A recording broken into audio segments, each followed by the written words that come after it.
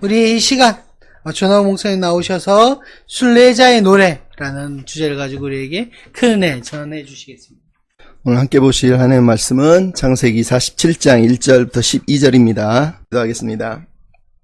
하나님 이 시간에 말씀 묵상할 때 또 함께 하시고 우리가 아버지의 사랑, 아버지의 마음을 기억하며 또 순종하며 이 삶을 감당하도록 인도해 주시옵소서. 다감 예수님의 이름으로 기도하옵나이다. 아멘.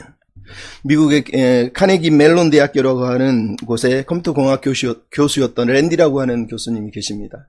아주 유명한 분이세요. 근데 그분이 어느 날 몸이 안 좋아서 병원에 갔더니 병원에서 당신은 췌장암 말기입니다. 이렇게 얘기합니다. 췌장 안에 종양이 10개나 들어있다는 거예요. 그래서 당신은 짧으면 3개월, 길면 6개월밖에 살지 못합니다. 라고 얘기를 했다라는 거죠. 무너지는 거죠. 아직 이제 47밖에 안 된 젊은 나이인데 사형 선고를 사실 받은 거나 마찬가지거든요. 가족들도 자신도 너무너무 마음이 아팠을 거예요. 근데 이 사람이 자기가 죽음을 준비하는 그 마음 속에서 두려워하지 않고 오히려 내 남은 생애를 남들에게 희망을 주고 용기를 주는 삶을 살고 싶다. 그러면서 계속해서 자기의 어떤 긍정적인 마인드나 이 소망을 보여주는 거 주변 사람들한테. 사람들이 깜짝깜짝 놀라는 거죠. 어떻게 그렇게 행복하게 살 수 있느냐. 학교에서도 몸이 걱정이 돼서 강의를 못 맡겼는데 얼마 남지 않았는데도 불구하고 이 사람의 이 희망의 메시지를 보면서 당신이 와서 강의를 좀 해달라고 그럽니다. 그래서 2007년 9월 18일 날 강의를 하려고 하는데 와이프가 이제 막는 거죠. 방해는 아니고 당신이 이러다가 언제 죽을지 모르는데 강의하다 죽으면 어떡하려고 그러냐. 지금은 좀 케어를 해라. 이렇게 얘기를 하죠. 근데 이분이 뭐라고 그러냐면 내가 어느 날 아이들이 아빠를 기억할 때 마지막 순간까지 교수로서 최선을 다해 강의하는 모습을 나는 보여주고 그렇게 꿈과 희망을 이 아이들에게도 심어주고 싶고 학생들에게도 심어주고 싶은 게 나의 소망이다. 나는 그래서 이 강의를 하고 싶다. 그래서 와이프가 허락을 하고 결국은 2007년 9월 18일 날 강의를 하게 됩니다. 소문을 듣고 수많은 사람들이 약 400명 정도 되는 사람들이지만 이 강의의 마지막 강의를 들으러 옵니다. 그리고 이 사람은 여기서 열심히 강의를 하고 1년이 안 된 2008년 7월에 결국은 세상을 떠나게 돼요. 참 한편으로 생각할 때는 마음이 아프죠. 그럼에도 그 마지막 강의를 애를 써서 하면서 자기의 희망, 소망들을 자기 자녀와 또 학생들에게 나누어주는 걸 보면서 그 유튜브가 1년 만에 300을 넘고 무려 1000만 이상의 사람들이 이 동영상을 보면서 이 강의를 보면서 감동을 받았다고 얘기합니다. 그는 죽었지만 죽기 전에 했던 말 중에 그런 얘기를 했습니다. 장벽은 삶에 대해서 절실하게 원하지 않는 사람들에게 주어지는 것이지 정말로 간절히 삶을 사랑하는 사람들에게는 장벽이 없다.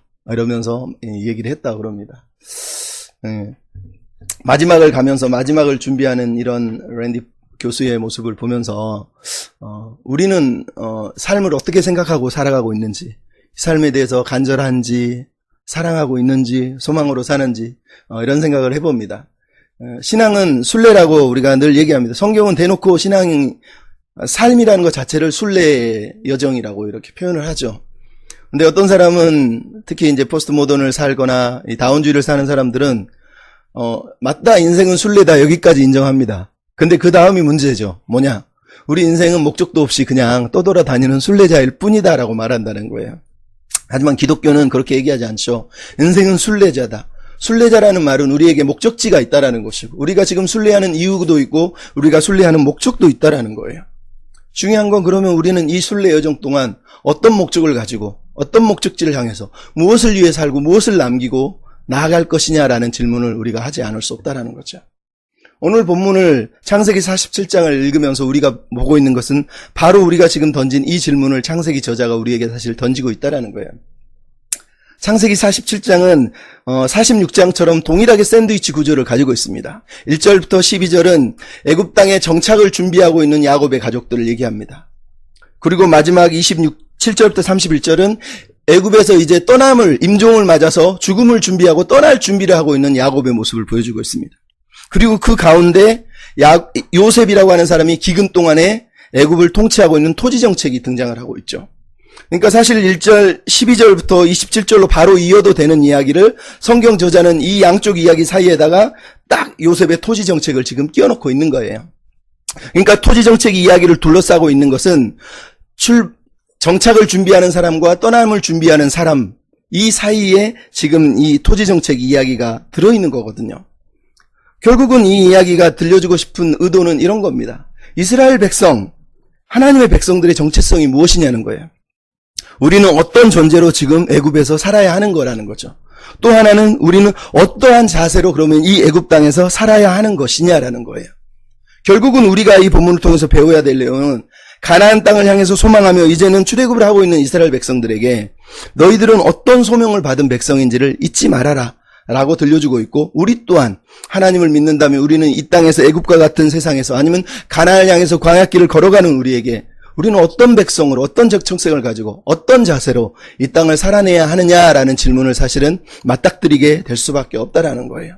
그래서 이 이야기에서 전체 즉 1절부터 12절과 28절로 31절에 등장하고 있는 양쪽에서 토지개혁 이야기를 둘러싸고 있는 두 이야기가 핵심 주제가 똑같아요. 정착을 준비하고 떠남을 준비하고 있어요. 이 앞에는 나그네 인생 이야기하고 뒤에 요셉의 이야기는 떠나는 나그네 인생의 이야기가 또 등장을 하고 있다는 거예요. 즉 이스라엘 백성들에게 지금 들려주고 싶은 이야기에 저자가 이 본문을 굳이 토지개혁 이야기를 안에 집어넣으면서 양쪽 사이드에 양파껍질처럼 나그네 인생의 이야기를 집어넣는 이유는 바로 이스라엘 백성들의 정체성, 우리가 하나님의 하늘나라의 나그네 백성이라는 걸 잊지 말라라고 사실은 얘기하고 있는 거라는 거예요. 지금 요셉은 자기 가족들을 바로에게 소개하고 있습니다. 처음에는 5명을, 그 다음에는 아버지를 소개하고 있죠. 근데 이 형들과 아버지의 입술에서 들려주고 있는 언어들이 동일합니다. 뭐라고 그러죠? 4절을 보면 형들이 바로에게 서서 얘기하기는 우리는 기근 때문에 이 땅에 거류하려고 왔습니다 라고 얘기합니다. 여기서 거류하다는 히브리어 단어는 게르, 나그네 생활을 얘기하는 거예요.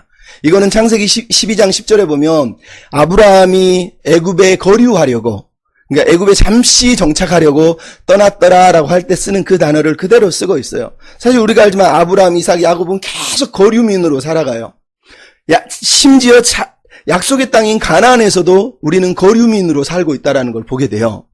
그 말은 아시기 약속의 땅이 온전히 주어지지 않았기 때문이기도 하지만 하나님의 백성의 삶의 정체성, 하나님의 백성의 삶의 자세가 바로 이 나그네 인생과 같은 거라는 거예요. 근데 오늘 본문은 형들의 입을 통해서만 등장하고 있는 것이 아니라 야곱이 야곱의 입을 통해서 8절로 9절에 강력하게 지금 주장하고 있는 게 있죠. 나그네 길의 세월이란 단어예요. 근데 이 단어는 바로가 물었을 때의 질문을 3번 똑같은 단어를 쓰고 있어요. 히브리어나 영어로 번역하면 the days of the years of your life예요. 그러니까 너의 인생의 해의 날들을 얘기해요. 너의 인생의 해의 날들이 얼마냐라고 물어보고 있고, 야곱은 그것을 내 인생의 해의 날들은 이라는 말을 하나는 내 길에 순례길에 세월은, 하나는 내 순례길에, 연조는 이렇게 한글로는 다르게 번역하고 있지만 둘 다 세 단어가 다 똑같은 거예요. 지금 야곱은 지금 자기 인생을 뭐라고 그러냐면 자기 인생은 나그네 길 세월을 살았다라는 거예요. 자기 인생의 해의 날들, 즉 자기가 살아낸 모든 삶의 날들이 나그네 삶이었다고 얘기를 하고 있는 거예요. 이게 바로 야곱이 자기 인생을 하나님 앞에서 바라보고 있는 삶의 자세예요. 형들과 야곱의 입을 통해서 지금 창세기 저자가 우리에게 애굽에 거주하고 있는 이스라엘 백성들에게 들려주고 싶은 게 바로 이 이야기라는 거예요. 너희는 거류민이라는 거예요. 너희는 나그네라는 거예요. 너희는 애굽 땅을 너희 집으로 살아서는 안 되는 사람들이라는 거예요. 애굽은 너희 집이 아니라는 걸 지금 강조하고 있는 거예요. 그러면서 야곱이 하는 말이 뭡니까? 험악한 세월을 살았다는 거예요. 그럼 야곱이 험악한 세월을 살았단 말은 그가 자기 고집 때문에 힘겹게 살았다는 의미도 되지만 사실은 인생은 힘들다라고 말하는 거하고 똑같습니다. 왜? 순례자라면, 나그네라면, 집 없이 사는 사람이라면, 목적지가 다른 인생이라면 그 인생은 힘겨울 수밖에 없는 거예요. 왜? 이방 땅에서 잠시 머물고 정착하는 사람이 늘 행복합니까? 그럴 수 없죠. 삶은 힘든 거예요. 그럼에도 야곱이 강력하게 나는 나그네다고 말하는 이유는 나는 돌아갈 고향이 있다는 것, 나는 목적지가 있다는 것이, 나는 삶의 이유가 있다는 것이에요. 내 삶의 주인이 따로 있다는 것이에요. 애굽이 바로가 여기가 나의 정착지도 아니고 나의 목적지도 아니고 나의 고향도 아니고 바로가 내가 섬길 대상도 아니라고 지금 야곱은 대놓고 말하고 있는 거하고 똑같은 거라는 거예요. 지금 이 야곱의 입술을 통해서 들려주고 있는 나그네 길의 세월, 내 삶의 해의 날들, 내 인생의 모든 날들은 하나님과 함께한 삶이었다라는 걸 지금 강조하기 위해서 이 단어를 쓰고 있는 거예요. 그래서 앞에서 하나님의 이름으로 복을 주고 뒤에서 또 축복을 하고 있는 걸 우리가 보게 돼요. 그 험악한 세월을 살아냈지만 나는 여전히 하나님을 주인으로 삼고 하나님을 신뢰하는 사람이다라고 고백하고 있는 거하고 똑같거든요. 근데 여러분, 이 고백이 어디서 등장합니까? 신약 성경의 베드로서를 보면 베드로 전서는 이렇게 얘기합니다. 너희는 아시아에 흩어져 있는 나그네다라고 베드로전서 1장 1절은 얘기합니다. 2장 11절은 사랑하는 자들아 너희는 고류민과 나그네 같은 너희를 내가 권하노니 영혼을 거슬려 싸우는 육체의 정욕을 피하라라고 얘기합니다. 신약 성경은 구약의 이 순례 여정을 그대로 우리의 정체성으로 받아들입니다. 우리는 이 땅에 흩어져 있는 나그네라는 거예요. 고류민이라는 거예요. 이 말은 말 그대로 이 세상을 우리는 통과해서 지금 길을 통과해서 이곳을 지나가고 있는 사람들이지 여기에 세트라해서 정착하는 정착민이 아니라는 얘기를 하고 있는 거예요. 구약도 신약도 우리 모두에게 하는 말이에요. 우리는 나그네, 하늘을 향해 걷고 있는 아버지 집을 향해 걸어가고 있는 순례자들이라는 거예요. 착각하면 안 된다고 얘기하고 있는 거예요. 그러면서 우리가 이 나그네 삶으로 이 땅을 살아가면서 걸어가면서 우리가 하고 있는 모든 삶의 내용들은 하나님께 드리는 노래고 찬양이고 기도인 거예요.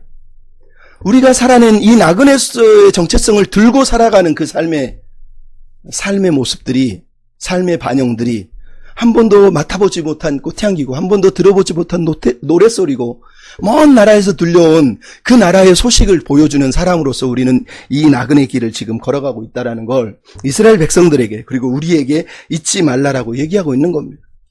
우리가 나그네로 살면서 살아낸 이 삶의 노래가, 이 삶의 기도가 결국은 죽은 영혼을 살리고 깨우고 그들 안에 있는 갈망들을 흔들어 깨워서 나니아가 있구나, 또 다른 세상이 있구나라는 걸 보여주는 존재로 우리는 이 땅을 살아가는 존재들이라는 거예요. 두 번째로 이스라엘 백성을 향해서 얘기하는 게 뭐냐면 너희는 구별된 백성이라는 얘기를 하고 있습니다. 왜 나그네로 사느냐? 우리는 구별됐기, 세상과 다르기 때문이라는 거예요. 오늘 본문 속에서 등장하는 단어 1절, 3절, 6절, 11절에 뭐가 나오죠? 고센 땅이 지금 등장하고 있습니다. 이미 요셉은 창세기 46장 31절부터 34절에 형들을 만나면서 바로를 만나거든 고센 땅에 살게 해달라고, 우리는 목자라고 얘기하라고, 목축하는 사람이라고 얘기하라고 말하고 있는 걸 우리가 듣게 돼요. 그리고 오늘 형들은 바로 앞에서 고센 땅을 주세요라고 말하고 바로가 고센 땅을 줬다고 얘기하고 있는 걸 우리가 보게 된다라는 거예요. 요셉의 형들이 직업을 얘기하고 고센 땅을 얘기하고 있는 것을 봅니다. 요셉의 계획대로 지금 되고 있는 걸 우리가 보지만 이것은 요셉의 계획이 아니라 결국은 하나님의 섭리였다라는 걸 우리가 보게 돼요. 왜 고센 땅입니까? 너무너무 명확하게 하나는 우리가 고센 땅에 거하고 싶습니다라는 말은 말 그대로 우리는 정치적인 의도를 가지고 이 땅에 들어오지 않았다라는 거예요. 우리가 목자라고 말하는 건 우리는 그렇게 연약한 사람들이기 때문에 당신들 나라에 해를 끼치러 온 게 아니라는 인간적인 정치적인 의도를 지금 보여주고 있는 거예요. 그래서 바로의 마음을 안심시키고 있는 거예요. 하지만 우리가 성경을 보듯이 고센 땅은 준비된 땅이에요. 왜? 애굽 땅에서 가나안하고 가까운 외곽에 있는 땅이에요. 말 그대로. 이 땅은 독립된 땅으로 목축만 한다는 거 말 그대로 이스라엘 백성들만 모여서 독립된 공동체를 세우고 자기들만의 문화를 형성하고 거기서 살 수 있는 땅이라는 걸 우리가 알게 돼요. 왜 그 땅 독립된 땅을 요셉이 원하겠습니까? 거기서 함께 하나님의 백성으로 하나님의 꿈을 꾸고 하나님을 예비하는 백성으로 함께 그 문화를 세워가기 위한 거라는 거예요. 언약 백성으로 살아가기 위해서 그들만의 삶의 가치와 삶의 방식을, 믿음의 방식을 고수하기 위해서 지금 이 땅을 만들고 있는 거예요. 나아가서 이 땅은 가나안으로 가기에 가장 가까운 땅이라는 거예요. 나일강을 건너자마자 바로 있는 그 애굽 맨 끝터리에 있는 곳이 고센 람셋이라고 하는 이 땅인 거예요. 그러니까 요셉이 지금 보여주고 있는 게 뭐냐면 요셉은 지금 하나님의 섭리 안에서 철저하게 이스라엘 백성을 구별하고 있을 뿐만 아니라 철저하게 이들을 떠날 준비를 지금 하고 있는 거예요. 아예 처음부터 정착할 때부터 우리는 떠날 거다라는 걸 의도하고 지금 고센 땅으로 지금 이들을 데려가고 있다는 걸 알게 되는 거예요. 요셉이라고 하는 사람이 애굽에서 그렇게 부귀영화, 총리로서의 부귀영화를 누리면서도 그는 여전히 하나님의 백성이에요. 여전히 하나님의 비전을 붙들고 있고 여전히 하나님의 약속을 붙들고 있는 거예요. 그가 죽을 때도 자기 뼈를 가지고 가라 하는 것처럼 그는 여전히 가나안을 사모하고 있고 하나님의 백성은 구별되어서 하나님의 백성답게 살다 하나님의 땅으로 가야 된다라고 요셉은 지금 믿고 있다라는 거예요. 놀랍지 않습니까? 그래서 요셉이 형들에게 직업을 얘기할 때 뭐라고 하죠? 목자라고 얘기하라고요. 선조 때부터 우리는 목사였다고 얘기하라고 말하는 거예요. 이삭은 농사를 지어서 100배나 축복을 받은 농사꾼이에요. 따지고 보면. 농사를 애굽에서 지으면 더 많은 부를 누릴 수가 있는 거예요. 왜? 나일강의 그 범람하는 물들이 얼마나 풍성합니까? 풀은 얼마나 많습니까? 근데 굳이 요셉이 농사를 포기하고 목축을 선택하는 이유가 뭡니까? 우리의 유목민이었습니다. 그 말도 맞지만 떠날 준비를 하고 있는 거예요. 말 그대로. 우리는 목축을 하는 사람이 되어서 살겠다라고 말하는 것. 람셋 고센 땅은 잠시 머무는 땅이라는 거예요. 우리는 고향이 따로 있다라는 걸 요셉은 의도적으로 다시 한번 얘기하는 거예요. 우리가 나그네라는 거, 우리가 구별되는 이유가 있다라는 거예요. 여러분 여기서 등장하는 단어가 그래서 노마드라고 하는 유목민이라는 단어가 딱 등장하는 거잖아요. 네, 몇 년 전에 철학자들에 의해서 유명해진 언어기도 하죠. 노마드. 언제든지 떠날 준비를 하는 백성. 요셉에게 노마드는 그거예요. 잠시 지금 우리는 거류하는 백성이지 이 문화에 속하지 않은 백성이라는 거예요. 근데 철학자 들리지가 강조한 노마드라고 한 단어는 뭐냐면 특정한 가치와 삶의 방식에 얽매이지 않고 끊임없이 자신을 바꾸어서 창조적인 인생으로 사는 거라는 거예요. 이거를 우리가 기독교식으로 적용하기가 매우 애매하지만 적용하자면 이렇습니다. 애굽에서 살 동안은 특정한 삶의 가치와 방식에 얽매이지 않아요. 즉 애굽의 방식을 거부해야 된다는 거예요. 하지만 가나안의 백성으로, 가나안의 약속의 땅으로 살아가기 위해서는 그들은 특정한 삶의 가치와 방식을 붙들고 오히려 애굽 문화를 거부하면서 사는 존재들로 살아야 되는 거죠. 그러니까 들리지는 노마드라는 단어를 창조적인 인간을 표현하기 위해서 쓰고 있는 거지만 이스라엘 백성들의 노마드는 사실은 자기들만의 문화와 자기들만의 삶의 가치, 언약 백성의 가치를 붙들고 그 애굽 땅에서 공동체의 특성을 지키며 살아내는 삶을 말하고 있는 거거든요. 근데 신약 성경은 더 재밌는 단어가 등장합니다. 아까 베드로전서는 신약 성도들을 나그네라고 말했는데 베드로전서 5장 11절, 13절은 뭐라고 그러냐면 택하심을 함께 받은 바벨론에 있는 교회에게 내가 문안한다고 얘기합니다. 그럼 사도 바울이 편지를 쓴 당시는 바벨론이라고 하는 나라가 없어요. 바벨론은 이스라엘 백성이 포로로 됐던 땅을 말하는 거예요. 즉 사도 바울은 우리 하나님의 백성을 나그네라고 말할 뿐만 아니라 우리는 바벨론에 거하고 있는 교회라는 거예요. 무슨 얘기인지 아시죠? 지금 야곱이 그리고 요셉이 고센 땅에 이스라엘을 놓는 거하고 똑같습니다. 우리는 애굽에 거하고 있지만 애굽에 속하지 않은 백성이라는 거. 우리는 바벨론에 여전히 어떤 면에서 포로 생활을 하고 있는 것 같지만 사실은 바벨론 시민도 아니고 바벨론 사람도 아니라는 거예요. 바벨론에 속하지 않은 교회라는 얘기를 사실은 사도 베드로도 하고 있는 거라는 거예요. 이게 바로 교회가 붙들어야 될 정체성이에요. 우리는 구별된 거예요. 세상에 지금 거하고 세상 사람과 함께 살고 있지만 이 세상 문화에 속하지 않은, 이 세상에 종속되지 않은 사람들이라는 거예요. 이게 요셉의 정책이고 이게 야곱의 소망인 거예요. 고센 땅에서 구별된 자들로 살아가는 거. 창세기 저자가 지금 이 이야기를 가나안을 향해 걸어가는 사람들한테 들려주는 이유가 뭡니까? 너는 원래 애굽 사람이 아니었다라는 거예요. 너는 잠시 애굽에 머문 거지 그 400년 때문에 너희 고향이 애굽이라고 믿으면 안 된다라는 거예요. 우리는 하나님의 언약 백성의 가치와 삶의 방식을 붙들고 이제 가나안을 향해서 나아가고 있는 사람들이다라고 사실은 말하고 있는 거거든요. 여러분, 우리가 이 땅의 교회가 이 마음을 배워야 됩니다. 스탠리 하우어스라는 사람이 쓴 책 중에 하나님의 나그네 된 백성이라고 하는 책이 있어요. 그 책의 내용은 이렇습니다.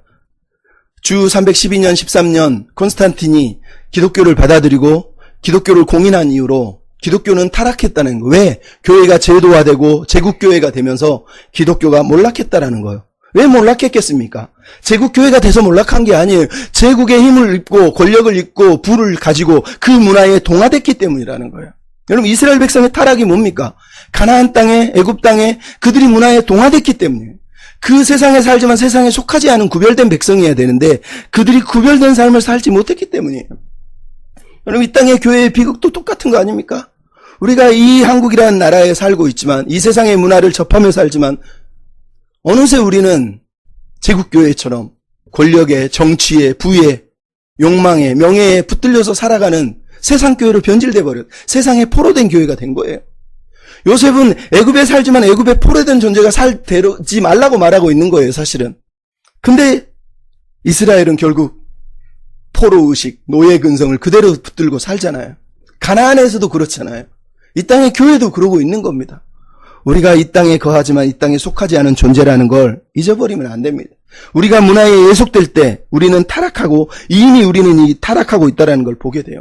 많은 교회 중에 이상한 사람들이 많아요. 창조는 다 좋은 것이다. 누리고 정복하고 빼앗아야 된다라고 지금도 가르치는 목사들. 부자 되는 게 뭐가 잘못되냐? 누가 부자 되는 게 잘못됐다는 거예요? 그 마인드가 이미 세속적이라는 거예요. 하나님의 마음을 품지 못한 때 그냥 가지려고 하고 누리려고 하기 때문이라는 거예요. 슬프잖아요. 서울을 하나님께 드리겠다. 대한민국을 하나님께 바치겠다. 동성애를 다 몰아 없애겠다. 하나님의 뜻은 거기에 있는 게 아니에요. 우리가 구별된 백성으로 하나님을 의지하는 백성으로 살아가는 게 중요한 거지. 이 땅을 하나님의 나라를 만들겠다 그러면서 그렇게 전쟁하는 거 하나님이 기뻐하는 게 아니에요. 우리는 항상 틈새에 끼어있는 백성, 어중간한 한 틈새 사이에 중간에 지금 사는 백성, 긴장하면서 여기가 내 집이 아닌데 라고 말하는 그 긴장과 두려움을 놓지 않고 늘 깨어있는 백성으로 살기를 하나님이 요셉에게, 우리에게, 이스라엘에게 요구하고 있다는 겁니다. 나아가서 요셉이 지금 강조하고 있는 건 무엇입니까? 그렇게 긴장하며 살기 위해서 우리에게 필요한 건 소명이 필요합니다. 그 소명이 뭐냐? 우리는 하나님의 제사장적 백성이라는 걸 잊지 말라라는 거예요. 여러분, 이게 오늘 본문에서 사실은 핵심입니다. 창세기의 나그네 이야기가 양쪽에 등장하고 있는데 그 47장의 나그네 이야기 사이에 지금 요셉의 토지 정책이 13절부터 26절에 아주 자세하게 아주 많이 등장을 하고 있어요. 왜 이 토지 정책이 등장할까요? 그게 바로 이 본문의 핵심이에요. 47장을 가만히 뚫어지게 쳐다보면 창세기 저자가 지금 아주 주제적인 통일성을 가지고 이 본문을 끌고 가고 있다는 걸 우리가 알게 돼요. 왜 토지 정책을 강조할까요? 먼저는 이게 1절부터 10절에 나와 있는 형들과 야곱의 대답과 관련이 있습니다. 여러분 47장 7절부터 11절 내용 이전에 3절부터 6절에 형들이 바로를 만났을 때 했던 표현을 보십시오. 그들이 입으로 나그네라고 말했는데도 불구하고 무려 형들 5명은 누군지도 몰라, 이름도 안 나와요. 단지 그들이 4번이나 바로에게 뭐라고 그러면 우리는 종들이 오니, 우리는 종이 오니, 종들이 이렇게 얘기하고 있습니다. 물론 이 말은 인사치레이기도 해요. 하지만 이 말이 5명의 이름을 언급하지 않는 이유는 지금 출애굽을 해서 광야를 걸어가는 이스라엘 백성 중에 여전히 자기들은 종이로, 노예라고 생각하는 사람들, 여전히 우리는 애굽을 사모하고 애굽을 사랑하는 사람들이 그들 가운데 있다라는 걸 우리는 캐치할 수밖에 없다라는 거예요. 입으로는 나그네라고 말했지만 그들 마음속엔 뼛속까지 친일파처럼 뼛속까지 지금 노예 근성을 품고 있는 형들이 지금 있었다라는 거예요. 그래서 지금 얘기하는 겁니다. 그들을 입으로 종이라고 말하고 있지만 야곱은 얘기하는 거예요. 너희는 종이 아니라는 거예요. 그래서 형들은 종이라고 말하는데 야곱은 종이 아니라고 지금 말하고 있는 것이 대조되고 있는 거예요. 그게 토지 정책하고 연관되는 이야기로 등장하고 있는 이유가 바로 여기에 있는 거라는 거예요. 여러분, 바로는 지금 47장 6절에 뭐라고 그러냐면 형들 우리는 목자입니다. 목축하는 사람입니다. 라고 얀세 미크네라고 얘기합니다. 즉 우리는 아주 힘없는 연약한 또돌입니다. 라고 말하는 거하고 똑같습니다. 근데 바로는 뭐라고 그러냐면 너희 중에 능력 있는 자들이 있는 줄로 아는데 우리 가축을 관리해달라고 얘기합니다. 여기서 쓰는 유능한이라는 단어는 얀세 하일이라고 해요. 얀세 하일. 앞에서는 얀세 미크네. 우리는 그냥 목축하는 사람이다. 그런데 바로는 너희는 유능한 사람이라고 얘기하고 있어요. 즉 저자는 바로의 입을 통해서도 너희들은 무능한 백성이 아니라 능력 있는 백성이라고 사실은 강조하고 있어요. 뿐만 아니라 가축을 다 관리해라고 말합니다. 바로가 41장 42절에 요셉에게 인장반지와 금호를 주면서 애굽을 다 관리해라고 말할 때 그 단어를 지금 형들에게 쓰고 있어요. 요셉은 모든 애굽을 관리한다면 형들은 모든 가축을 관리하고 있다는 걸 우리가 보게 되는 거죠. 그러니까 형들은 스스로 우리는 노예예요, 우리는 힘없는 사람이에요 이렇게 말하고 있지만 저자는 지금 바로 입을 통해서도 너희는 노예가 아니라는 거예요. 너희는 종이 아니라는 거예요. 너희는 능력 있는 사람이었다고 바로도 인정했다고 말하는 거예요. 요셉뿐만 아니라 너희도 유능했다고 지금 말하고 있는 겁니다.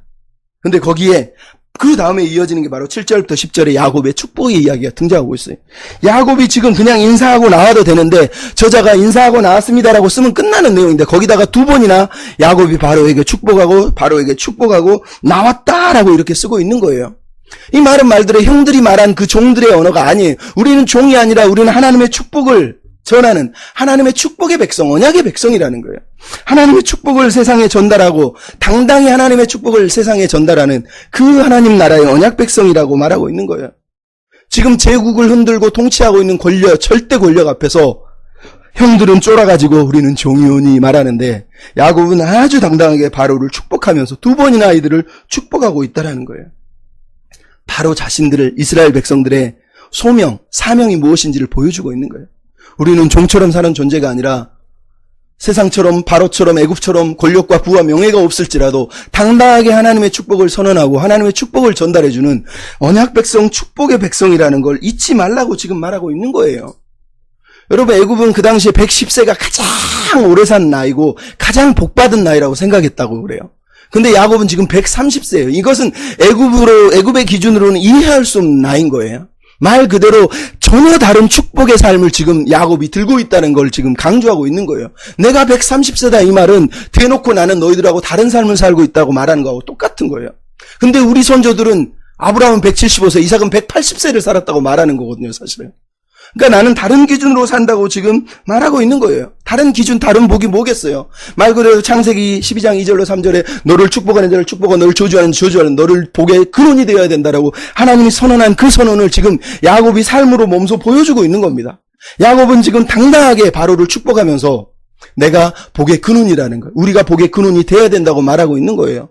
물론 이 말은 한편으로 애굽이 복받는 길은 이스라엘을 축복하는 거죠. 지금 야곱이 축복하는 것은 바로가 애굽이 이스라엘 백성을 선대하고 있기 때문인 거거든요. 그래서 축복을 받고 있는 거예요. 하지만 다른 한편으로는 지금 애굽을 떠나서 가나안으로 가는 사람들에게 무슨 얘기하는 겁니까?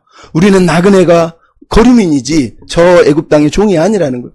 우리는 하나님의 백성답게 그 축복을 들고 가는 것이지 우리가 돈을 들고 명예를 들고 물질을 들고 부를 들고 나가고 있는 게 아니라는 거예요. 우리는 하나님의 축복을 들고 살아가는, 내게는 금과 은이 없지만 예수 그리스도만 있다라고 말하는, 그것만 전해야 된다고 말하는 그 소명하고 비슷한 얘기를 지금 하고 있는 거예요. 우리는 축복의 사람이다. 우리는 축복의 통로다. 제굽 앞에 야곱이 그랬던 것처럼 너희들도 가나안 땅에서도 이 광야에서도 여전히 당당하게 축복의 백성으로 살아야 된다라고 말하는 거예요.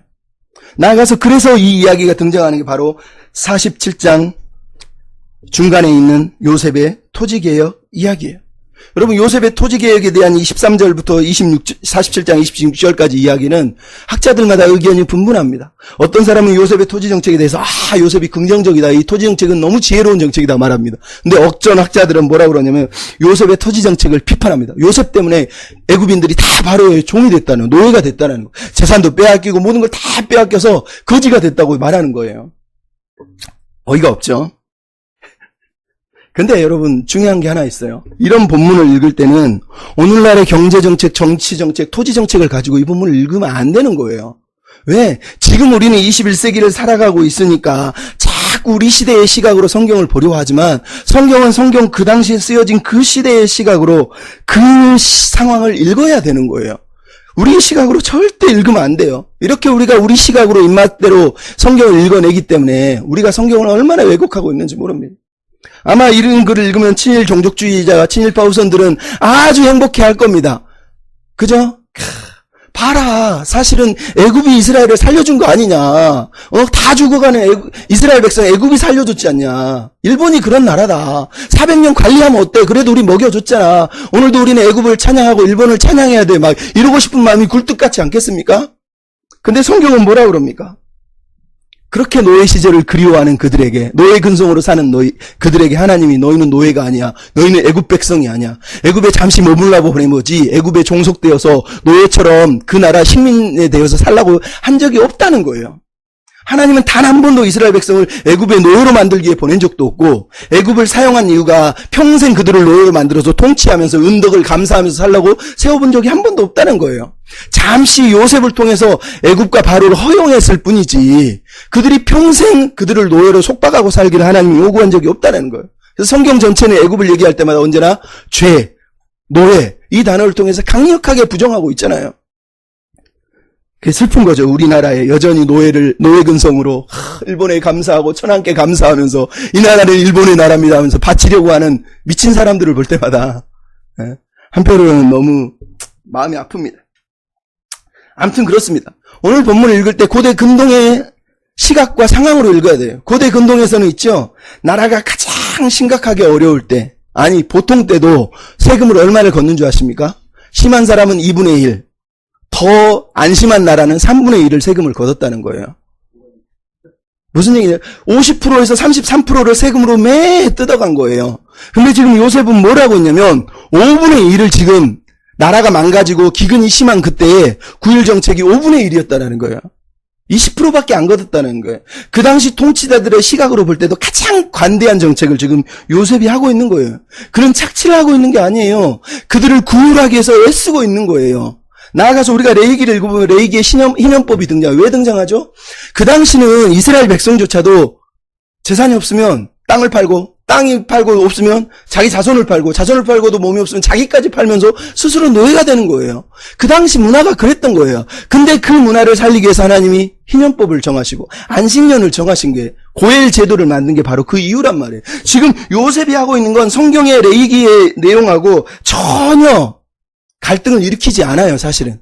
오히려 그 당시 문화에서는 요셉이 보여주는 이 정책은 가장 탁월한 정책하고 똑같은 거라는 거예요. 그만큼 요셉은 관대하게 이들을 관리하고 있다는 걸 알게 돼요. 그러면 이 토지 정책을 왜 저자는 이 나그네 인생 이야기 속에 쑥 끼워놓고 있겠습니까? 똑같아요. 앞에서는 너희는 노예가 아니라 축복의 백성이라고 말했다면 뒤에서는 너희는 노예가 아니라 제사장 백성이라고 사실은 말하고 있는 거예요. 우리는 노예가 아니라 제사장 백성이라는 거예요. 진짜 노예는 애굽 사람이었다는 거예요. 애굽인들은 다 바로의 노예로 살았다라는 거예요. 하지만 너희는 고센 땅에 구별되어서 그들이 먹을 것 없이 노예로 살 때, 몸을 팔 때 너희는 몸을 판 적도 없고 고센 땅에 살면서 요셉의 보호 아래서 한 번도 노예로 산 적이 없다라는 거예요. 지금 그 얘기를 하고 있는 겁니다. 너희는 그 누구도 노예인 적이 없고 그 누구도 부족함이 없이 하나님의 은혜로 그 땅을 살아냈다라고 말하는 거예요.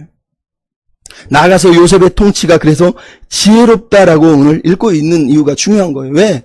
여러분, 요셉의 통치는 지혜로운 통치예요.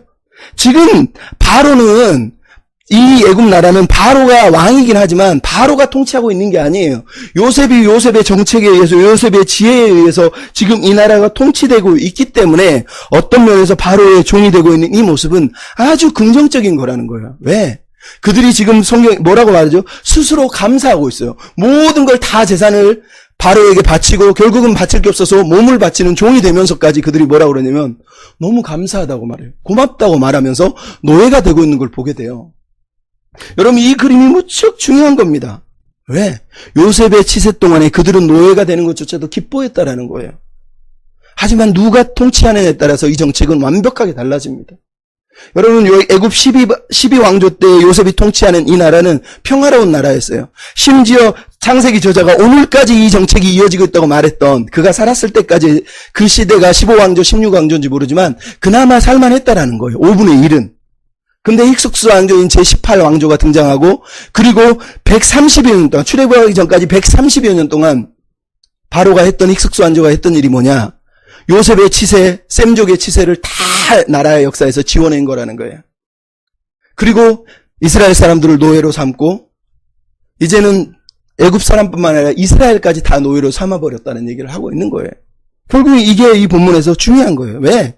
이 이야기가 들려주는 건 우리가 누구의 종이 누구를 주인으로 삼는가가 중요한 거예요. 사도 바울이 내가 그리스도의 종이다 우리는 되게 예쁘게 표현하지만 헬라어 단어는 뭐라고요? 우리는 하나님의 노예다는 뜻이에요.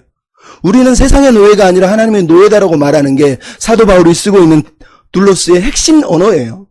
우리는 너무 종 그러면 막 서비스하는 직업 이렇게 보이잖아요. 근데 우리는 노예라는 거예요. 죄의 노예가 돼서 평생 끌려다닐래? 아니면 하나님의 노예가 돼서 하나님 앞에서 자유로운 노예로 살래? 이 얘기를 하고 있는 거지 종은 좀 괜찮고 노예는 나쁘고 이런 뜻으로 읽으면 안 되는 거예요. 우리가 언어적인 부정적인 시각을 가지니까 그렇게 힘겹게 살죠. 지금 성경이 얘기하는 거예요. 우리 모두는 누군가를 섬기게 돼 있어요. 인생은 다 누군가를 예배하는 삶을 살아요. 누구는 돈을 섬기고 누구는 부를 섬기고 누구는 명예를 권력을 섬기고 살고요. 누구는 자기 자신을 주인으로 섬기고 사는 거예요. 하지만 그 누군가는 참되신 하나님을 섬기며 의의 종으로 살아가고 있잖아요. 그래서 피터 포사이어드라고 하는 목사님이 뭐랬냐면 모든 영혼의 으뜸가는 의무는 자기의 자유를 찾는 것이 아니라 자기의 주인을 찾는 것이다라는 거예요. 그러면 인생의 행복은 내가 진짜 주인을 만나는 거지 아무런 주인도 없이 살아야 될 이유도 목적도 목적지도 없이 사는 게 아니라는 거예요. 사도 바울이 그래서 로마서 6장에 뭐라고 그럽니까? 너희가 옛날엔 죄의 종이 돼서 죄의 종으로 사망에 이르렀지만 이제는 너희가 순종의 종이 돼서 의의 종이 돼서 하나님의 의의 종으로 살아가고 있지 않느냐. 하나님께 의의 종이 되어서 의의 거룩한 열매를 맺어야 된다라고 성경이 말하고 있는 이유가 바로 여기 있는 거예요. 우리가 죄의 노예가 아니라 순종하는, 자발적으로 감사함으로 순종하는 의의 종이 돼서, 순종에 대해서 종이 되어서 거룩한 백성에 대해서 사는 그게 하나님이 기뻐하는 거라는 거예요. 그게 하나님의 마음이라는 거예요. 여러분, 지난주 우리가 최수연 선교사 이야기를 했지만, 최하진 선교사의 아내로서 강남에서 모든 백화점의 VIP를 하면서 살아간 그 사람, 결국은 하나님을 만나고 나서 중국 열방 고등학교에 가서 거기서 그들을 섬기면서 살았던 이 여자분, 그분이 나중에 간증하면서 이렇게 얘기를 했어요. 저는 죄의 노예로부터 의의 노예의 신분으로 바뀌었습니다. 예전에 저는 쇼핑광, 여행광, 결백증 환자였습니다. 워낙 씀씀이가 커가지고 대치동 아줌마들에게 뒤지지 않는 교육열 가지고 모든 돈을 물쓰듯 써가면서 자기가 최고인 줄 알고 그렇게 살았다라는 거예요. 하지만 지난날을 돌아보니 저의 삶은 주님을 위해 산 것이 아니라 주님이 저를 위해 계셔야 한다고 강조하면서 살아낸 그런 삶을 살았던 것 같습니다. 그러나 이제는 주님이 먼저, 저는 나중이라고 하는 삶을 살고 있습니다. 저는 세계적인 그리스도인으로 이제 살고 있지 세상적인 그리스도인이 아닙니다. 이렇게 선언하더라고요. 여러분, 맞습니다. 우리는 하나님을 믿지만 여전히 누군가의 노예가 되는데 하나님의 노예가 아니라 세상의 노예로 살 수 있어요. 하나님을 믿으면서 강남에서 그렇게 돈을 써가면서 VIP 하면서 세상적인 그리스도인으로 사는 사람들이 많잖아요. 하지만 우리는 세상적인 그리스도인이 아니라 세계적인 그리스도인, 하나님의 제사장 백성으로 이 길을 걸어가고 있는 거예요. 이 본문이 그래서 중요한 거예요. 왜? 이 토지정책 한가운데 떡 들어있는 게 22절, 그 다음에 엔딩하고 있는 게 26절이에요. 22절과 26절에 뭐가 나옵니까? 요셉의 토지정책을 하는 동안에 제사장들은 토지를 바치지도 않고 노예가 된 적이 없다라는 거예요. 왜? 제사장들은 바로의 녹을 먹기 때문에 토지를 팔 이유도 없고 늘 제사장들은 녹이 있었기 때문에 노예가 될 이유가 없었다는 거예요. 아니, 이 이야기를 왜 제사장 이야기를 갑자기 툭 던져놓고 있겠습니까? 제사장들이 그랬다라는 거예요.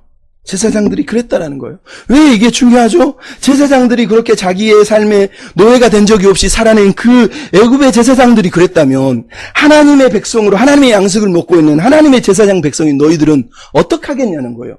심지어 애굽의 바로의 제사장들조차도 한 번도 노예로 산 적이 없는데 하나님의 백성인 너희들, 하나님의 제사장 백성인 너희들이 왜 너희들을 노예로 생각하고 종으로 생각하고 사냐는 거예요. 너희는 이 애굽 제사장들보다 더 대단한 하나님의 언약의 제사장 백성이라는 거예요. 그래서 출애굽기 19장 5절 6절에 출애굽한 이스라엘 백성들이 시내산 안에서 섰을 때 하나님이 뭐라고 그럽니까? 세계가 다 나에게 속한 나니 너희는 나의 소유된 백성이다. 너희는 나의 거룩한 제사장 나라, 거룩한 백성이 되어야 된다라고 말씀을 하고 있는 이유가 여기 있잖아요. 그리고 우리가 아는 베드로전서 2장에도 너희는 택하신 족속 왕같은 제사장이요 거룩한 나라, 거룩한 백성, 소유된 백성이다. 기이한 빛을 전하기 위해서 택한 것이다 라고 말하고 있는 거예요. 그러니까 결국은 우리가 기억해야 될 건 이스라엘 백성들에게 창세기 저자가 말하는 거예요. 너희는 애굽의 제사장이 저랬다면 너희는 더더욱 거룩한 제사장 백성이라는 거예요. 너희는 더더욱 하나님의 녹을 먹고 하나님의 양식을 먹고 사는 거룩한 백성인데 왜 너희가 애굽의 노예라고 생각하고 애굽을 그리워하고 애굽으로 가려고 하느냐는 거예요. 하나님의 백성인 걸 잊지 말라는 거예요. 이게 제사장 백성을 향한 강조예요. 굳이 저자가 샌드위치 기법을 통해서 왜 제사장 백성이라고 이스라엘 소명, 정체성 이야기를 들려주고 있습니까? 여기 하나님이 꿈꾸시는 나라가 지금 보여주고 있기 때문이에요. 왜? 애굽이 복을 받은 건 애굽이 잘나서 바로가 잘나서가 아니에요. 하나님의 꿈과 비전을 먹고 사는 요셉이라고 하는 한 사람 때문에 애굽이 그 기근 중에서 살아났다는 거예요.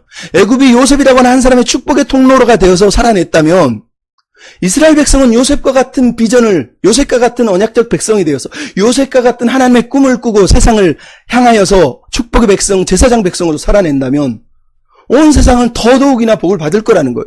요셉 한 사람의 그 정책 때문에 애굽의 모든 사람들이 자기 사유재산 없이 모두가 평등하고 공평한 나라를 살아냈다면, 사도행전이 꿈꿨던 모두가 내 것이라 하지 않고 서로가 서로를 나누는 그 세상을 하나님이 꿈꾸는 게 맞다면, 비록 지금의 요셉을 통한 애굽의 모습은 부분적인 거지만 하나님이 기대하는 평등과 평화의 세상은 완전한 거잖아요. 바로가 누린 건 부분적인 것 일부분이지만 하나님이 하나님의 백성 이스라엘 제사장 백성들을 통해서 주시려는 세상의 복은 더 완벽할 거라는 거예요.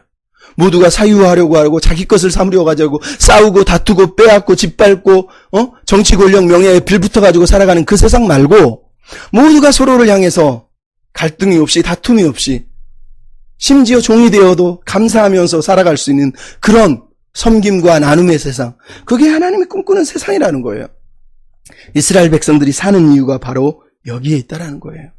그래서 이 이야기가 끝나자마자 바로 등장하는 게 27절에 나오죠. 뭐죠? 이스라엘 자손들이 애굽 땅 고센 땅에서 생육하고 생업을 얻어 생육하고 번성했다는 거예요. 놀라운 얘기를 하고 있는 거예요. 생육하고 번성했대요. 무슨 얘기입니까? 창세기 1장부터 지난주에 얘기했던 하나님이 꿈꾸셨던 그 비전, 46장에서는 70명을 통해서 하나님이 온 세상의 대표자들로 이들을 통해 세상을 복주려고 한 그 하나님의 비전이 지금 이제 17년밖에 안 지난 거예요. 근데 성경 저자는 이미 생육하고 번성했다고 얘기하는 거예요. 왜? 출애굽기 1장 7절에 이 단어가 그대로 등장하거든요. 이스라엘 백성이 생육하고 번성했거든요. 너희들은 지금 하나님의 비전을 얻고 생육하고 번성하고 있는 거라는 거예요. 중요한 건 너희들이 왜 생육하고 번성하는지를 잊어버리지 말아라는 거예요. 왜? 이스라엘 사람은 생육하고 번성했는데 지금 뭐와 어떻게 살고 있습니까? 노예로 살고 있거든요. 출애굽을 보면. 그들은 자기들이 노예인 것을 너무 당연하게 생각해요. 나중에 출애굽이 됐는데도 우리는 애굽을 그리워하고 애굽에 노예로 살고 싶어하는 노예 근생을 그대로 보여주는 거예요. 지금 창세기 전에 이 이야기를 들려주면서 너희는 한 번도 노예인 적이 없다는 거예요. 너희 한 번도 종이 된 적이 없고 너희 한 번도 소유를 팔면서 노예로 살기 위해서 살아낸 적이 없다라는 거예요. 너희는 거룩한 제사장 백성이, 소명을 받은 거룩한 백성이, 하나님의 비전을 지금 이뤄가는 백성이라는 거예요. 그 마음을 잊어버리지 말라는 거예요. 하나님이 여전히 일하시는데 야곱에게 내가 동행해 줄게 하신 그분이 애굽까지 동행해 주셔서 동행만 한 게 아니라 지금 생육하고 번성하는 일이 벌어지고 있는데 하나님이 여전히 그 비전을 위해서 우리를 쓰고 있는데 너희들 왜 너희의 비전, 너희의 소망, 하나님이 너희를 향해 품으신 그 비전을 잊어버렸냐는 거예요. 이게 아버지의 마음이라는 거예요. 여러분 이 땅의 교회를 볼 때마다 슬프게 바로 이런 겁니다. 100년 전에 이 땅에 부으신 하나님의 은혜가 얼마나 컸습니까? 그 당시 우리 선조들이 평양을 예루살렘 거리라고 생각하면서 하나님 이 민족을 제사장 나라로 세워주십시오 하면서 기도했던 게 벌써 100년입니다. 그 100년 안에 일제강점기를 지낼 동안에 기독교인들이 일제와 싸우고 독립운동을 벌이면서 수많은 사람들을 바로 세우기 위해서 기독교 정신으로 이 나라를 세우기 위해서 얼마나 애썼습니까? 근데 지금 이 땅의 교회는 제 생각에 의하면 친일파들이 다 교회를 망친 거라고 저는 생각할 정도로 안타깝습니다. 세상이 다 망친 거죠. 세상 문화에 점령을 당해가지고 교회가 교회 오는 이유가 뭐냐? 복 받고 싶어. 복이 뭔데? 부자 되고 잘 살고 잘 되고 다 개인의 출세와 욕망을 위해서 그래서 황단마지는 총리라고 말하면서 총리가 되겠다고 말하고 무슨 짓이냐는 거예요. 하나님 기시하시는 생육과 번성은 많이 누리고 많이 가지고 많이 사는 게 아니에요.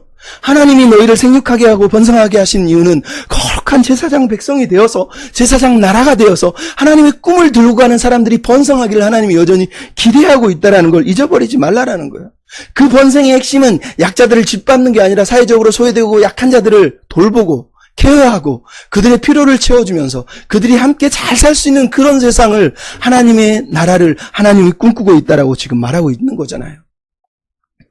그럼 이 땅의 교회가 이 마음을 저는 속히 회복해야 된다고 믿습니다. 그럼 오늘 본문의 결론은 그래서 28절로 31절에 야곱의 고백에 다시 한번 우리는 이 본문의 결론이 등장하고 있어요. 우리는 나그네라는 걸 잊어버리지 말라라는 거예요. 우리는 하나님의 나그네 백성이자 하늘나라를 향한 목적지를 가지고 있고 삶의 이유를 가지고 있고 내 삶의 주인이 따로 있는 백성이라는 거예요. 이 세상 사람이 아니라 우리는 돌아갈 고향이 있는 사람이라는 거예요. 요셉을 불러다가 허벅지 아래다가 손을 놓고 아브라함이 자기 종에게 맹세하게 한 것처럼 야곱이 요셉을 지금 맹세하게 하고 있는 이유가 뭡니까? 강력한 의지를 보여주고 있는 거예요. 요셉아, 이 아이들에게 이 땅이 우리의 땅이 아니라고 가르쳐줘라. 나를 가나안 땅에 묻어다오. 너희들도 가나안 땅에 가야 된다. 지금 사실 이 얘기를 하고 있는 거 아닙니까? 우리의 본향이 여기가 아니라는 걸 강조하려고 자기의 죽음조차도 지금 나그네 이미지를 씌워가지고 자기의 인생의 마지막 죽음조차도 나그네 인생으로 지금 하나님 앞에 올려드리고 있는 거예요. 그 죽음의 시체조차 내가 죽으면 내 시체를 순례길을 떼어서 가나안 땅에다 지금 순례자로 묻어달라고 지금 얘기하고 있는 거잖아요. 나는 여기서 잘 살았으니까 됐다. 이제 행복해. 그렇게 끝나고 있는 게 아니라 나는 여전히 본향을 그리워하고 있다. 나는 돌아갈 고향이 있다. 그 얘기를 지금 요셉에게 지금 강력하게 얘기하고 있잖아요. 요셉이 알았습니다 하니까 마지막으로 뭐라 그러죠? 침상머리에 경배하니라. 마지막 절이 그렇게 써 있습니다. 근데 재밌는 거 아세요? 침상이라는 이 히브리어 단어가 미타예요. 근데 70인역과 히브리어 11장 21절에는 침상머리라고 하지 않고 지팡이에 의지하여 경배했다고 말합니다. 왜? 그 당시는 모험이 없으니까 자음만 있거든. 미타나 지팡이, 마테나 다 똑같아요. 말 그대로 똑같은 언어예요. 거기다가 나중에 히브리인들이 모음을 붙여놓은 거지. 미타나 마테나 사실은 히브리어로 다 똑같은 그림이거든요. 근데 이게 감사한 거예요. 왜? 야곱이 지금 침상머리에서 경배하고 있었다고 말하는 이 단어가 얼마나 탁월하게 해석되고 있습니까? 지팡이에 경배하고, 지팡이 머리에 의지해서 지팡이를 짚고 경배한대요. 마지막 죽음조차도 지팡이를 진 나그네로서, 나그네의 가장 중요한 지팡이, 인생의 의지가 된 그 지팡이를 들고 하나님 앞에 경배하고 있는 거예요. 나는 이 본문이 그래서 너무너무 아름답습니다. 야곱은 지금 지팡이를 쥐고 있지만 무슨 얘기를 합니까? 내 인생의 지팡이가 하나님이라는 거예요. 하나님이 내 인생의 지팡이셨다고 지금 말하는 거예요. 그래서 그 지팡이 머리에 경배를 하고 있는 거예요. 침상 머리가 지팡이 머리가 됐다는 게 얼마나 놀랍습니까? 이게 본문이 지금 가지고 있는 통일성이에요. 우리 모두는 나그네 백성이라는 거예요. 이 마지막 인생조차도 하나님 앞에 감사하고 올려드리며 그 목적지를 향해 본향을 향해 나아가는 소명의 백성, 믿음의 백성의 증인으로 야곱은 자기 삶을 지금 마무리하고 있는 거예요. 멋지지 않습니까? 야곱의 이 고백이 전 너무 멋지다고 생각합니다. 비록 험악하게 살았고 힘겹게 살았지만 스스로 고백하는 거예요. 나는 하나님 때문에 행복했습니다. 내 인생은 하나님으로 인해서 행복했다고 말하는 거예요. 저는 그렇게 해석합니다. 여러분, 우리나라에 김선태라고 하는 목사님이 한 분 계세요. 이분은 10살 때 6.25 전쟁이 벌어졌는데 부모를 잃고 고아가 됐어요. 그리고 나중에 친구들하고 놀다가 10몇 살 때 실수로 전쟁통이니까 폭탄을 가지고 놀 폭탄이 터져서 두 눈을 잃어버렸어요. 눈을 실명하고 아무것도 할 수 없는 상태. 어려서 아무것도 안 보니까 뭐합니까? 거지 생활을 하는 거예요. 거지 생활을 하다니까 아무거나 주워 먹으니까 식중독에 걸리고, 추운데 살 곳이 없으니까 온몸에 동상이 걸려가지고 살고, 고난이 말이 아닌 인생을 살아가요. 어느 날 실수해가지고 옷나무를 붙들고 자다가 옷이 온몸에 긁으면서 완전히 옷에 그냥 찌들어가지고 아픔과 고통 속에 살았다고 그래요. 근데 이 사람이 나중에 그 어린 나이에 하나님을 만나요. 하나님이 살아계시구나. 우리 주님이 살아계시구나라는 걸 깨닫게 돼요. 그렇게 힘겨운데, 그렇게 어려운데, 하나님을 만나면 내 삶에 의미가 있겠다. 그러고 그때 하나님을 붙들어요. 그러면서 어느 날 바닷가에서 그 추운 밤에 울면서 기도해요. 하나님이 살아계시다가 내가 들었습니다. 하나님 내 삶을 주관해 주시고, 내 삶을 인도해 주세요. 하나님 살아계신 거 맞죠? 근데 그때 하나님이 그러더니, 선태야, 내가 너를 사랑한다. 내가 너를 사랑한다. 근심하지 마라. 나를 믿으면 내가 널 도와줄게. 너를 향한 계획이 있단다. 이렇게 말씀하시더라는 거예요. 그래서 이 어린아이가 그때부터 소망을 붙들고 하나님께 기도하면서 삶을 살아내요. 근데 은혜 가운데서 이 아무것도 안 보이는 이 장님이 은혜로 하나님이 숭실중학교, 숭실고등학교, 숭실대학교, 나중에 미국 맥코빅 신학대학교 가서 목회학 박사를 받고 목사가 돼요. 놀랍죠. 그러고 나서 한국에 돌아와서 이 사람이 뭘 했냐면 시각장애인을 위해서 학교를 세우고 점자를 만들고 점자 성경, 점자 찬송가를 복역하고, 지금 현재도 20만 명이 넘는 시각장애인을 위해서 실명 예방, 개안 수술, 실로암 안과병원, 실로암 시각장애인 복지원, 실로암 요양병원, 맹인 학생들을 위한 학습 지원센터들을 만들어가지고 수많은 사람들을 섬기고 있어요. 이게 김선태 목사의 인생이에요. 근데 그분이 마지막에 이런 고백을 했어요. 뭐라고 된지 아세요? 저는 절망의 구덩이에서 인간의 최화의 거지 생활을 하며 살았습니다. 그때 꽁꽁 얼었던 몸을 따뜻하게 녹일 수 있었던 방법은 오직 아침에 태양볕 아래 있는 것이었습니다. 누구나 인생의 어두운 순간을 만날 때가 있지 않습니까? 그러나 그 순간 우리는 알지 못하지만 인생 어딘가에서 어떤 모양으로든 비추든 하나님이 인도하시는 따뜻한 태양볕이 있기에 저는 삶을 포기하지 않았던 겁니다. 하나님께서 최악의 인생을 최고의 인생으로 인도해 주셨습니다. 이렇게 고백을 했대요. 저는 야곱의 고백이라고 봅니다. 험악한 세월을 살았어요. 힘겹게 살았어요. 그가 볼 때는 최악의 인생 같겠죠. 하지만 지금 침상머리에서, 지팡이 머리에서 그가 고백합니다. 하나님이 내 인생, 최악의 인생을 최고의 인생으로 만드셨습니다. 하나님 감사합니다. 하나님 고맙습니다. 여러분, 야곱이 마지막 순례길을 떠나면서 이제는 죽음으로 떠날 거지만 그 마지막 죽음의 자리에서 고백하고 있는 겁니다. 147년, 내 인생의 해의 날들, the days of the years of my life, 그 모든 날, 모든 삶, 나그네 인생, 하나님 감사합니다. 그러면서 하나님 앞에서 지금 올려드리고 있지 않습니까? 여러분, 우리도 이제 육신의 장막을 벗을 거예요. 사도 바울도 베드로도 우리가 장막을 벗을 날이 다가오고 있다고 말하고 있습니다. 그 장막을 벗을 때 우리가 하나님 앞에 어떻게 서야 됩니까? 아니, 그 장막을 벗을 때까지 우리가 어떻게 살아야 됩니까? 히브리서 기자는 이렇게 얘기했죠. 이 사람들은 다 믿음을 따라 죽었고 그것들을 멀리서 보고 환영하며 그 땅에서 외국인과 나그네로 증언하였느니라. 그들은 이같이 말하는 것은 자기들이 본향을 찾는 자임을 나타냈기 때문이라. 그들이 이제는 더 나은 본향을 사모하니 하늘에 있는 것이라. 이러므로 하나님이 그들을 하나님의 아들, 하나님이라 일컬음 받으심을 부끄러워 아니하시고 그들을 위하여 한 성을 예비하셨느니라. 여러분, 하나님 우리가 나그네 인생을 살면서 본향만 사모한다면 우리를 부끄러워하지 않으신대요. 내가 나그네 길을 고리민처럼 살아가는 인생, 아버지의 집을 향하여 나간다면 하나님 우리를 부끄러워하지 않으신대요. 이 나그네 길 동안 하나님이 내 하나님입니다 고백하고 하나님 감사했습니다 고백하면서 아직 우리 살 날이 얼마 더 남았는지 모르겠어요. 하나님 얼마나 더 살게 하실지, 말 그대로 100살을 살지 80세를 살지 모르지만 이 인생조차 하나님께 올려드리고 감사하면서 하나님 최고의 인생이었습니다 이렇게 고백하며 축복의 사람, 제사장 백성, 은혜의 백성으로 살아낸 저와 여러분이 됐으면 좋겠습니다. 사람을 살리는 노래 우리 같이 부르면서 하나님 내 삶의 노래가, 내 삶의 기도가 많은 영혼을 살리는 은혜의 삶이 되게 해주시옵소서. 고백했으면 좋겠습니다.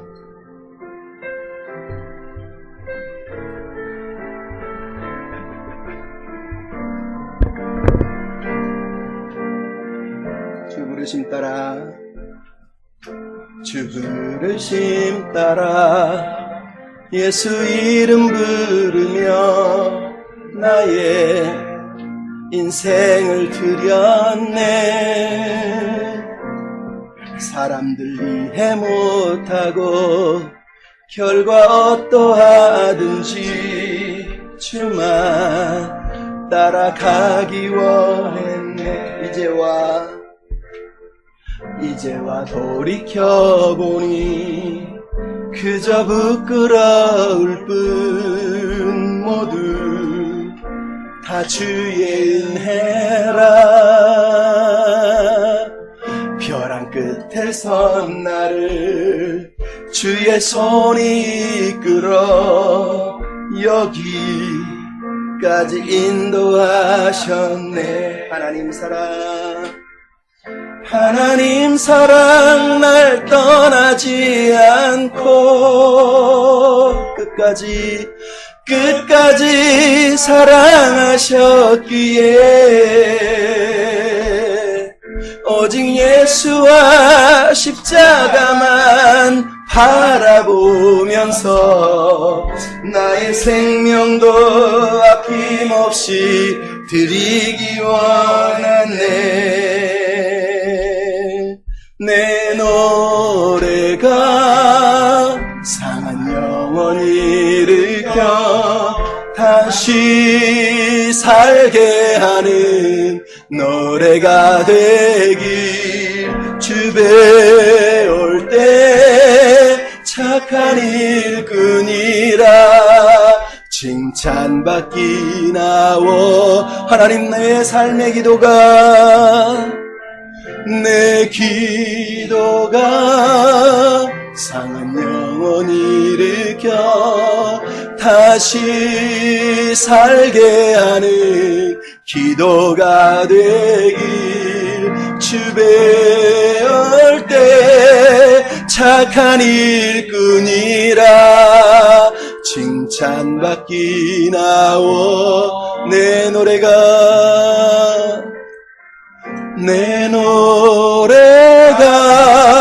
상한 영혼 일으켜 다시 살게 하는 노래가 되길. 주 배울 때 착한 일꾼이라 칭찬받기 나원하네.